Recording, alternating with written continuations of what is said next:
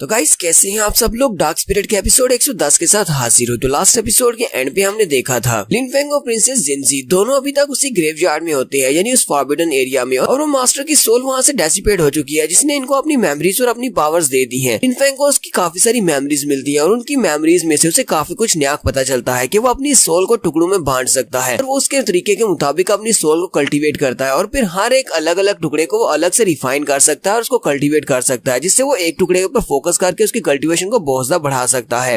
लिन Feng हमें बताता है कि इस स्ट्रॉन्ग कल्टीवेटर की मेमोरीज के बारे में, यानी कि इसकी पास्ट की यादें जो कि इसने अपनी मेमोरीज में सेव की हुई थी, वो सारी की सारी भी यहाँ पर है। और मुझे उसके बारे में पता चला है कि वो अपनी जून की लेयर पर था, यानी कि वो इतना ज्यादा पावरफुल था कि सिर्फ एक ही पंच के साथ पूरी की पूरी माउंटेन को उड़ा सकता था। वहीं पर हमें लिन फेंग इन लेयर्स के बारे में बताता है। तो सबसे पहले लिंगराम आती है। लिंगराम या फिर हम उसको सोल लेयर भी कहते रहे हैं। उसके बाद जान राम आती है और उसके बाद टियान राम आती है। टियान राम के बाद जुन राम आती है। तो जुन राम के कल्टीवेटर्स बहुत ज्यादा पावरफुल होते हैं, उनको इस दुनिया का सेठ या फिर गॉड भी कहा जा सकता है। लिन फेंग कहता है रही बात टियान राम और जुन राम की, तो मैंने अभी तक ऐसा कोई भी नहीं देखा और ना ही कभी इनके बारे में सुना है कि हमारे जूजू यानी कि स्नो मून कंट्री में और मोजू कंट्री में सबसे हाईएस्ट कल्टीवेशन लेवल जान राम का है, जहाँ पर जान राम से अबाव का कोई भी एक्सपर्ट नहीं है और ना ही हमने कभी इन एक्सपर्ट्स के बारे में सुना है। इसका मतलब ये मास्टर जो कि जुन लेयर का था, ये बहुत ज्यादा पावरफुल था और ये यहाँ का नहीं था, ये किसी और जगह से यहाँ पर आया था। फिर वो उस बड़े से सांप की तरफ देखता है और कहता है ये बड़ा सा सांप, ये भी एक ड्रैगन बीस्ट है, क्योंकि अपने जुन लेवल पर था। अगर ये बड़ा स्नेक ड्रैगन जहाँ पर नहीं होता और ये बाहर की दुनिया में होता तो ये अकेला ही पूरे के पूरे कंट्री को कर सकता है। ये इतना ज्यादा पावरफुल स्नेक ड्रैगन है।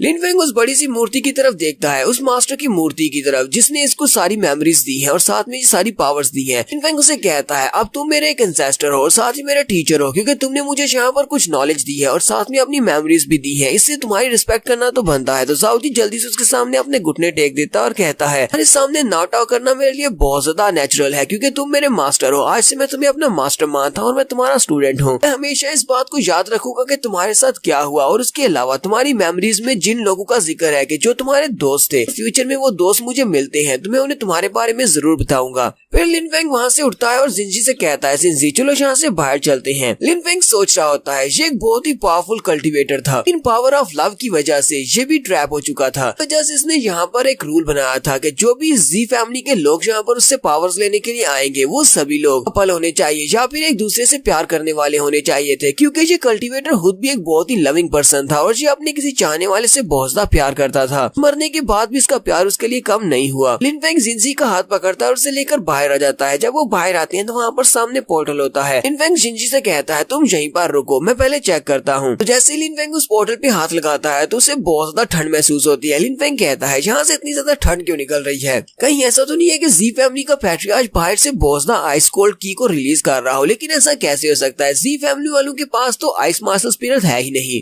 तो लिन फेंग अंदर की साइड से दरवाजे को ओपन करता है और लिन फेंग जिंजी दोनों ही बाहर आ जाते हैं। जैसे वो बाहर पर आते हैं तो वो सामने की तरफ देखते हैं तो उनके सामने मैंकिंग खड़ी होती है। लिन फेंग उसे देखकर काफी खुश होता है, मैंकिंग भी उसे देखकर खुश होती है, लेकिन जैसे उसकी नजर वहाँ पर जिंजी के ऊपर पड़ती है वो वहीं से पीछे की तरफ मुड़ जाती है और लिन फेंग से कहती है तो बहुत ही अच्छी बात है कि तुम वापस आ गए, चलो यहाँ से चलते हैं। लिन फेंग जल्दी से आगे बढ़ता है और उसे रोकने की कोशिश करता है। फिर साथ ही वो सोच रहा होता है इसकी बॉडी से इस वक्त जो कोल्ड की निकल रही है वो काफी ज्यादा डिफरेंट है, कहीं ऐसा तो नहीं है कि दोबारा से इसकी बॉडी के अंदर से कोल्ड की निकल रही है जो कि 6 महीने पहले निकली थी। अगर इसी तरह रहा तो इसकी बॉडी फिर से आउट ऑफ कंट्रोल हो जाएगी। इसने मुझसे कहा क्यों नहीं कि मैं इसकी मदद करूं। लिन फेंग आगे बढ़ता है और उसे कहता है मैंकिंग रुको, मुझे तुमसे बात करनी है। और मैंकिंग वहीं पर रुक जाती है और उसकी तरफ देखती है। लिन फेंग जल्दी से आगे बढ़ता है, उसका हाथ पकड़ता है और उसकी कमर में अपना हाथ डालकर उसे कहता है चलो मेरे साथ आओ, और वो उसे अपने साथ लेकर फॉरबिडन एरिया के अंदर चला जाता है। जिंजी से कह जाता है तुम यहीं पर रुककर हमारा इंतजार करो। जिंजी भी काफी हैरान होती है, जबकि देखने वाले भी सोच रहे होते हैं ये लड़की तो बहुत ज्यादा स्ट्रॉन्ग है, जो कि एक जान राम की एक्सपर्ट है, लेकिन इस लड़के को देखो तो सही, ये उसके सामने किस तरह पेश आ रहा था। इस लड़की को उठाकर अपने साथ फॉरबिडन एरिया के अंदर चला गया है। आखिर ये लड़का है कौन, इसका फैमिली बैकग्राउंड क्या है। लिन फेंग मैंकिंग को अपने साथ लेकर फॉरबिडन एरिया के अंदर चला जाता है और वहाँ पर जाने के बाद उसकी बॉडी के अंदर से निकलने वाली आइस कोल्ड की को अपनी बॉडी में एब्जॉर्ब कर रहा होता है। वो उसे कहता है मैंने तुमसे पहले भी कहा था अभी तुम्हारी बॉडी से इस तरह की कोल्ड की निकले तो तुम मुझे जरूर बताना, मैं तुम्हारी हेल्प करूंगा। मैंकिंग उसे कहती है मैं बिल्कुल ठीक हूँ, मुझे कुछ भी नहीं हुआ। लिन फेंग फेंग कहता बस भी करो भाई, तुम वहाँ से अचानक पीछे की तरफ क्यों मुड़ गई? तुम मुझे कह भी तो सकती थी कि तुम्हारी बॉडी से तुम्हारी एनर्जी निकल रही है और तुम इसको कंट्रोल नहीं कर पा रही। मैंने तुमसे कहा था मैं तुम्हारी हेल्प करूंगा। मैंकिंग की तरफ घूर कर देखता है तो मैंकिंग वहीं पर शांत हो जाती है। लिन फेंग उसे कहता है चलो छोड़ो इन बातों को, मैं यहाँ पर तुम्हारी हेल्प करूंगा तुम्हारी बॉडी से इस एक्स्ट्रा कोल्ड की को निकालने में। साथ ही हमारा लिन फेंग वहाँ पर अपनी स्नेक मास्टर स्पिरिट को रिलीज करता है, जो कि अब एक स्नेक मास्टर स्पिरिट नहीं रही बल्कि एक 6 सर वाला ड्रैगन बन चुकी है। मैंकिंग भी ये देखने के बाद काफी ज्यादा हैरान होती है और सोच रही होती है मैंने तो पहले ही सोचा था कि ये एक लेजेंडरी ड्रैगन है जिसके 9 सर होते हैं कि स्नेक मास्टर स्पिरिट ट्रांसफॉर्म हो गई है, अब ये एक 6 सर वाला ड्रैगन बन गई है। पहले के मुकाबले में ये बहुत ज्यादा पावरफुल महसूस हो रही है। फेंग का वो बड़ा सा ड्रैगन वहाँ पर निकलने के बाद मैंकिंग की बॉडी के अंदर से आइस कोल्ड की को एब्जॉर्ब करना स्टार्ट करता है। वो उसकी बॉडी के अंदर से जितनी भी एक्स्ट्रा आइस कोल्ड की होती है वो सारी की सारी को एब्जॉर्ब कर लेता है। फेंग मैंकिंग से कहता है फ्यूचर में अगर कभी भी तुम्हारे साथ ऐसा होता है तो मुझे इग्नोर मत करना, मुझसे हेल्प के लिए कह लेना। तो मैंकिंग आगे से शर्माते हुए उसे हाँ बोल देती है। जबकि हमारा लिन फेंग उसकी तरफ देखकर सोच रहा होता है जब ये ब्लैक विंड माउंटेन पर थी वहाँ पर ये बिल्कुल अकेली थी और वहाँ से ये मेरे साथ बाहर निकली थी, इसने बाहर की दुनिया को नहीं देखा हुआ। इसका मतलब यह है कि बाहर की दुनिया में इसका मेरे अलावा और कोई भी नहीं है। जब से ये वहाँ से आई है तब से ये मुझे फॉलो कर रही है और उसके बाद मुझे यहाँ पर वार पर आना पड़ा और काफी दिनों तक मैं इससे दूर रहा हूँ। इसी वजह से लगता है कि ये काफी ज्यादा परेशान हो गई होगी क्योंकि ये मेरी काफी ज्यादा केयर करती है, लेकिन इसने मुझे कभी कहा नहीं कि ये मेरी कितनी ज्यादा केयर करती है। बाहर इसने बहुत सारे जी गवर्नमेंट के लोगों को भी मार डाला सिर्फ मेरी वजह से क्योंकि ये काफी ज्यादा गुस्से में थी। तो लिन फेंग कहता है ये बिल्कुल एक पगली लड़की है, ये मेरी काफी ज्यादा केयर करती है और साथ ही लिन फेंग उसे गले से लगा लेता है। साथ ही लिन फेंग सोच रहा होता है इस लड़की को पता होना चाहिए कि अगर इसके साथ कुछ बुरा होगा तो मुझे भी बुरा लगेगा। मैंकिंग भी चुपचाप उसके गले से लग जाती है और साथ ही वो शर्मा रही होती है, जबकि हमारा लिन फेंग हल्का सा मुस्कुरा रहा होता है। फिर मैंकिंग भी हल्का सा मुस्कुरा देती है। साथ ही मैंकिंग सोच रही होती है तुम्हें इस बारे में बिल्कुल भी अंदाजा नहीं है कि जब से तुम यहाँ से गायब हुए हो, से तुम इस वार पर आए थे और मोशू कंट्री में गायब हो गए, तब से मेरा दिल किस तरह से बेचैन था। और उसके बाद फाइनली मुझे कुछ इन्फो मिली कि तुम मोशू कंट्री में जी गवर्नमेंट की जी माउंटेन के ऊपर हो। बाद मैंने अपनी आर्मी को अपने साथ लिया और यहाँ पर चली आई। तो जितने भी लोग थे मैंने सभी को मार डाला, लेकिन जैसे मैं यहाँ पर आई तो मुझे पता चला कि उस एल्डर ने तुम्हें मार दिया है और उसके बाद मैंने उस एल्डर को भी मार दिया, हालांकि तुम अभी तक जिंदा थे। तो फिर थोड़ी देर के बाद हमारा लिन फेंग और मैंकिंग दोनों स्टैचू से बाहर आ जाते हैं। देखने वाले कहते हैं तो फाइनली ये दोनों वापस आ गए हैं और ये दोनों इन दोनों का कपल तो वाकई में बहुत ज्यादा अच्छा है। दोनों आपस में बहुत ज्यादा अच्छे दिखाई देते हैं। लगता है कि ये वाली कोल्ड ब्यूटी इस लड़के की ज्यादा परवाह करती है। जब उस एल्डर जी ने कहा था कि उसने लिन फेंग को मार दिया, इसी वजह से ये लड़की बहुत ज्यादा गुस्सा हो गई थी, उसने पैट्रियार्च जी को भी मार डाला। जीलिंग भी सोच रही होती है मैंने तो सोचा भी नहीं था कि जिस बंदे को मैंने अपना गुलाम बनाया हुआ था, अपना नौकर बनाया हुआ था, वो इतना ज्यादा स्ट्रॉन्ग हो सकता है। ना सिर्फ स्ट्रॉन्ग बल्कि खूबसूरत लड़कियां उसके आगे पीछे घूमती हैं। बस जीजी भी यही सोच रही होती है। जीजी कहती है मैंने यहाँ पर क्या कर लिया, मैंने अपना बेड़ा गर्क कर लिया, मेरी इज्जत लुट चुकी है, वो भी किसी ऐसे बंदे के हाथों जो कि एक बहुत बड़ा कमीना निकला, ऊपर से वो ज्यादा स्ट्रॉन्ग भी नहीं है। मैंने लिन फेंग को बहुत ज्यादा गलत समझा और ऊपर से लिन फेंग के पास जो खूबसूरत लड़कियां हैं मैं तो इनके मुकाबले में कुछ भी नहीं हूँ। लिन फेंग जिंजी से कहता है जिंजी चलो वापस चलते हैं। साथ ही लिन फेंग सोच रहा होता अब जिंजी को क्या कहूँ, जिंजी का मुंह बना हुआ है। मेरी पास्ट लाइफ में बिल्कुल सिंगल था, मेरे पास कोई भी गर्लफ्रेंड नहीं थी, लेकिन अब यहाँ पर मेरे पास काफी सारी खूबसूरत लड़कियां और वो सभी मुझसे काफी ज्यादा प्यार करती हैं।